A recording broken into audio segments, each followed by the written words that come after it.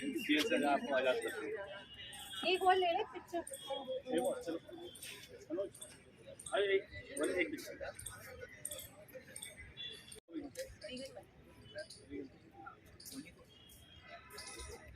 Vegan बने।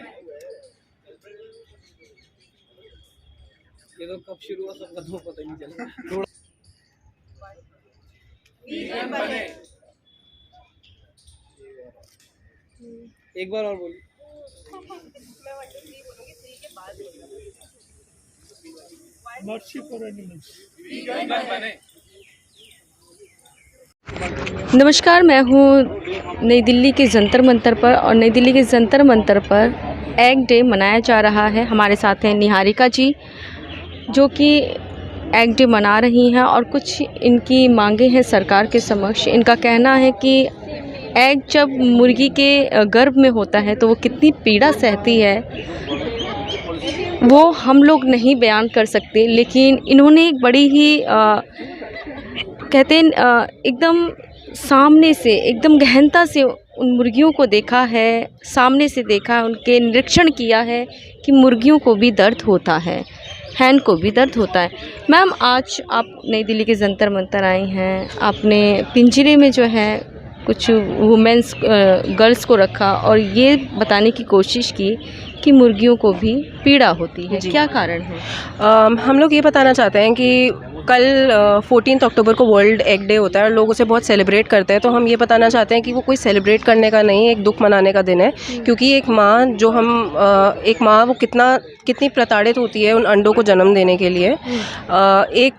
हमने cage में 2 लड़कियों को बिठाया हुआ था जिनके पूरे कपड़े खून से सने हुए थे, जिससे हम ये दिखाना चाहते हैं कि वो जो मुर्गियाँ हैं वो अंडों को देने के लिए कितनी ज़्यादा क्रूरता सहती हैं।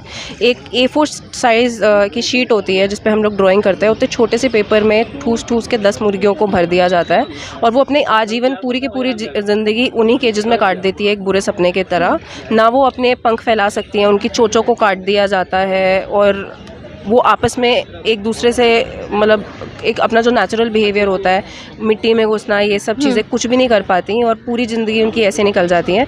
एक आम मुर्गी पहले के टाइम पे बहुत कम अंडे देती थी, पर आज की डेट में उनको आर्टिफिशियली ऐसा बना दिया गया है कि वो रोज़ का एक एग से ज़्यादा अंडा देती है, जिसकी वजह से उनकी बॉडी इतनी कमज़ोर हो जाती है कि वो सीधा सीधा खड़े भी नहीं हो सकती। जिन केजेस में उनको रखा जाता है वो नीचे से इतने हार्ड होते हैं कि उनके पैर उसमें या तो एंटेंगल हो जाते हैं और या तो टूट जाते हैं। तो हम लोग ये मैसेज देना चाहते हैं कि जो अंडों को हम लोग बहुत आसानी से रोज़ खा लेते हैं वो कितने क्रूर हैं और उसके लिए कोई पशु कितना ज़्यादा पीड़ा सहता है। आपने बहुत नज़दीकी से इन चीज़ों को देखा है मैम कि मुर्गियाँ कितना सफ़र करती है एक अंडा देने के लिए। रोज़मर्रा अगर हम बात करें तो इससे क्या लोगों को आप मैसेज देना चाह रही हैं? मैं लोगों को ये मैसेज देना चाह रही हूँ कि पहली चीज़ तो अगर हम ये चीज़ रियलाइज़ करें, एक दयालु दुनिया की तरफ आगे बढ़े, तो हम ये जानेंगे कि किसी भी पशु को ये चीज़ किसी भी पशु को इन चीज़ों के लिए कितना ज़्यादा दर्द होता है। एक मुर्गी को जो कि एक पशु है जिसे दर्द अच्छे से महसूस होता होगा, उसको कितना दर्द महसूस होता है। दूसरा, मैं और भी उन्हें रीज़न्स देना चाह रही हूँ अंडों को त्यागने के। सबसे पहला रीज़न अपनी खुद की हेल्थ है कि अंडों में बहुत ज़्यादा सैचुरेटेड फैट्स होते हैं, बहुत ज़्यादा कोलेस्ट्रॉल होती है, जिसकी वजह से हमारी जो आर्टरीज़ होती हैं वो ब्लॉक हो जाती है, हमारे हार्ट अटैक के रिस्क बढ़ जाते हैं। हमारे को अंडे कंज्यूम करने की वजह से एक एंटीबायोटिक रेजिस्टेंस डेवलप हो जाता है। दूसरा, जिन फार्म से ये अंडे आते हैं वहाँ पे मुर्गियों को ऐसी कंडीशन में रखा जाता है कि गंदगी ऐसी पड़ी रहती है कि अमोनिया इतना ज़्यादा मैन्युफैक्चर होता है कि जो आजकल लोग बहुत स्लोगन लगा रहे हैं कि हम अपनी प्रकृति को बचाएं, एनवायरनमेंट को बचाएं, वो क्लाइमेट चेंज की तरफ डायरेक्टली जाती हैं। जितने भी ये एनिमल एग्रीकल्चर वाली चीज़ें हैं वो सारी की सारी ऐसे कुछ मतलब डिस्चार्जेस उनमें या तो वो नालियों को गंदा कर रहे होंगे या फिर वो प्रदूषण फैला रहे होंगे और या तो वो नेचुरली एनवायरनमेंट में इतनी ज़्यादा हानिकारक हवा घोल रहे होंगे कि ये क्लाइमेट चेंज की तरफ डायरेक्टली बढ़ती है। तो मैं लोगों से सिर्फ एक ये गुजारिश करना चाहती हूँ कि अंडे क्रूर तो क्रूर है ही, साथ में अपनी हेल्थ के लिए और एनवायरनमेंट के लिए भी ख़राब है। मैम, लेकिन हमने सुना है कि अंडे जो है मशीन के द्वारा भी बनाए जा रहे हैं, ऐसा क्या सही है? नहीं, ऐसा भ्रम नहीं है। ये लोग अगर किसी मतलब एक मुर्गी को अगर बच्चा देने की मशीन मान लें तो वो तब ज़रूर सही हो सकता है, अदरवाइज सिर्फ एक ये भ्रम है। मुर्गियाँ ही देती हैं वो अंडे और मुर्गियाँ ही क्रूरता से जूझती हैं अपनी पूरी ज़िंदगी में अंडे देने के लिए। तो मैम, पब्लिक क्या करेगी इस चीज़ में? आप पब्लिक से कह रही हैं कि बड़ी पीड़ा सहती हैं मुर्गियाँ, तो पब्लिक क्या करे, क्या अंडे खाना बंद कर दे? हम यही रिक्वेस्ट कर रहे हैं कि इनके जो वीगन सब्स्टिट्यूट्स हैं उनको खाना चालू कर दिया जाए और अंडों को त्याग दिया जाए, क्योंकि जो चीज़ ना ही अपने आपको नहीं लगता कि फिर बहुत सारी मुर्गी हो जाएंगे? एक्चुअली आप फूड चेन की बात कर रहे हैं। लोगों ने मेरे से आज भी ये क्वेश्चन पूछा और हमेशा पूछते हैं कि हमें नहीं लगता कि आप फूड चेन डिस्टर्ब हो जाएगी, पूरी दुनिया में इंसानों से ज़्यादा मुर्गियाँ हो जाएंगी। पर ये बिल्कुल झूठ है, क्योंकि फूड चेन की बात हम तब करते हैं जब कोई भी चीज़ नेचुरल होती है। अगर उनको आर्टिफिशियली बनाया जा रहा है, उन मुर्गियों को आर्टिफिशियली पैदा किया जा रहा है, उन अंडों को आर्टिफिशियली दिलवाया जा रहा है, तो अगर हम अंडे खाना छोड़ देंगे तो वो चीज़ ऑटोमेटिकली ख़त्म हो जाएगी, क्योंकि जो नेचुरल तो एक या दो हाँ, नेचुरल में इतनी मुर्गियाँ एक साथ रहेंगी ही नहीं, इतनी मुर्गियाँ पैदा ही नहीं होंगी जो अंडे इतना दें, क्योंकि ये सिर्फ और सिर्फ ये प्रोडक्शन इनका इतना इसलिए बढ़ाया गया है ताकि इनका बिजनेस हो सके और लोग इनसे कमा सके। अगर हम वो पर्पस ही हटा दें तो ना ही उन पशुओं को दिक्कत होगी और ना ही किसी जो और। खाली इन बिजनेस पे ही आधारित हैं, तो क्या उनके बिजनेस में फ़र्क नहीं पड़ेगा? उन बिजनेसेस पे ज़रूर फ़र्क पड़ सकता है, बट मैं इस चीज़ में ये बोलना चाहूँगी कि अब से बहुत साल पहले लोग ह्यूमन स्लेवरी पे भी आधारित थे। लोग इंसानों के साथ भी यही करते थे, तो क्या हमने ये सोचा कि उनके बिज़नेस पे फ़र्क पड़ जाएगा? बात सही और गलत की है यहाँ पे। अगर उसके लिए किसी के बिज़नेस पे फ़र्क पड़ रहा है तो मुझे नहीं लगता कोई चीज़ है, क्योंकि अल्टीमेटली हम लोगों को वो चीज़ चूज़ करनी चाहिए जो सही है। अगर बहुत सारे लोग कोई चीज़ गलत कर रहे हैं तो हम उसे सही नहीं ठहरा सकते। मैम, ये तो आप काफ़ी सदियों से देखती आ रही हैं कि लोग नॉनवेज खा रहे हैं, तो एकदम कैसे कोई छोड़ देगा? आप अपील कर रही हैं कि छोड़ दीजिए। मैंने अपनी ज़िंदगी के 20 साल नॉनवेज खाया है। हाँ। और फिर मैंने छोड़ दिया।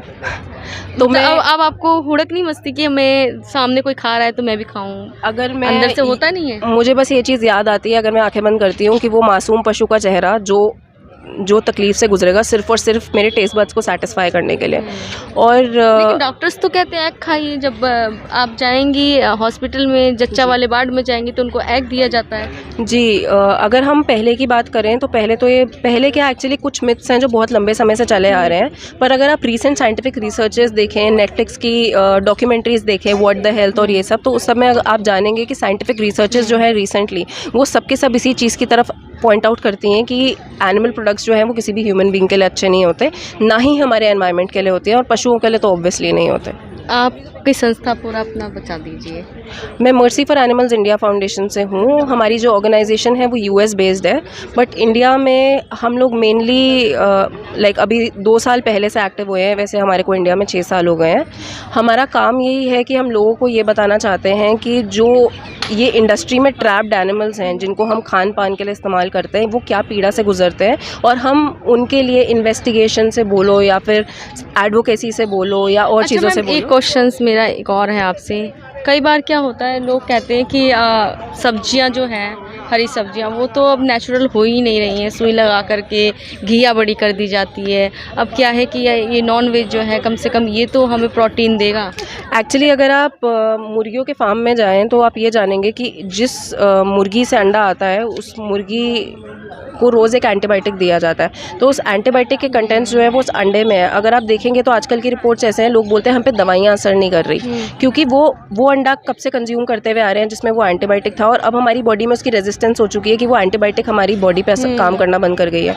तो ये जो सारी चीज़ें हैं, ये चीज़ें तो नॉन वेजिटेरियन के साथ भी हो रहे हैं। अगर मैं उसकी बात करूँ, सब्जियों की बात करूँ, तो एटलीस्ट हमारे पास ऑर्गेनिक का ऑप्शन है। नॉन वेजिटेरियन में तो हम पे वो भी ऑप्शन नहीं है, क्योंकि हर जगह ये चीज़ हो रही है।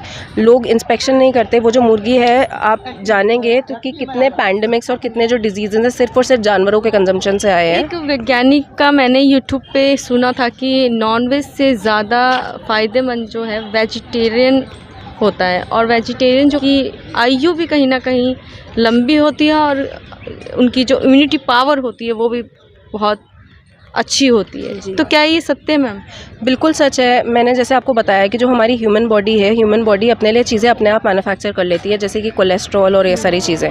अगर हम अंडे खा के या फिर ऐसे एनिमल प्रोडक्ट्स कंज्यूम करके उनको बॉडी में अधिक पहुंचाएंगे तो हमारी आर्टरीज क्लॉग हो जाएंगी, हमारी मसल्स ढंग से काम नहीं करेंगी, हमारे हार्ट अटैक्स के रिस्क बढ़ जाएंगे, हमारे में एंटीबायोटिक रेजिस्टेंस डेवलप हो जाएगा और ना जाने क्या। तो क्या अब सरकार से भी आप ये डिमांड कर रही है कि इसे बैन किया जाए?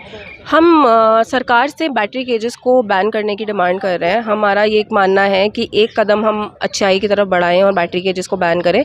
मैं सिर्फ और सिर्फ एक मुद्दा ये लेके चलती हूँ कि अगर कोई मुर्गियों को आपने रखा हुआ है अंडे देने के लिए, या फिर अगर आप किसी और जानवर को रखा हुआ है, तो पहली मांग तो मेरी ये है कि किसी भी जीव को मरने से पहले ना मारे, उसकी क्रूरता कम करे। और मेरी लोगों से, अगर सरकार इन चीज़ों को बंद नहीं भी कर सकती, तो मेरी लोगों से ये गुजारिश है कि आप तो सत्य देख सकते हैं, तो आप तो कंजम्पशन बंद करिए। क्योंकि कहीं ना कहीं जब एक लार्ज लेवल पे पब्लिक किसी भी चीज़ को चालू करती है तो वो चीज़ का अपने आप असर दिखने लगता है।